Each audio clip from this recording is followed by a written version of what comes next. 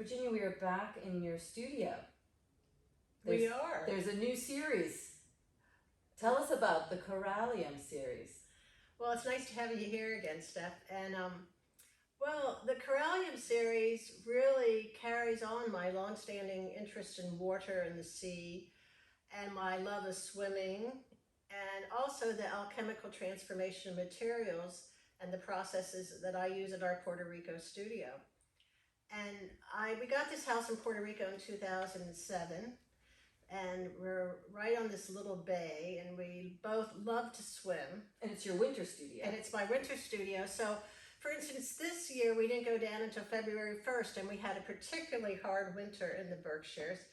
So there we are, moving from the icy cold, snowy landscape of the Berkshires, and the next thing you know, 3 hours later, we're deposited in Puerto Rico, and another 2 hours, we're at our house, and if we're lucky, we get there in time to go for a swim on our first day. On the day that you arrived. On the day that we arrived. So immersing myself in water and these coral reefs is just heaven.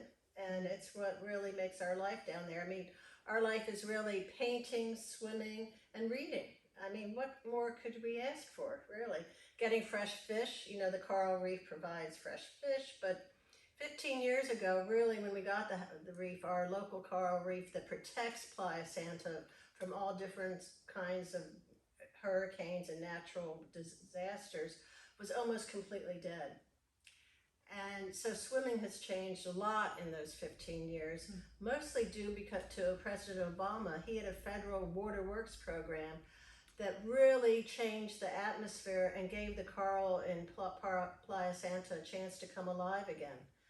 And in fact, the infrastructure of having that coral reef in 2017, when Hurricane Maria happened, enabled our little village to survive, and there was no storm surge. So coral reefs are so important. A, they're beautiful, you know, enigmatic. And the thing I love is I love getting lost in this world. I can snorkel for a couple hours every day in this 80-degree waters and just forget myself and just become part of the environment. And you've been able to translate that to this latest series.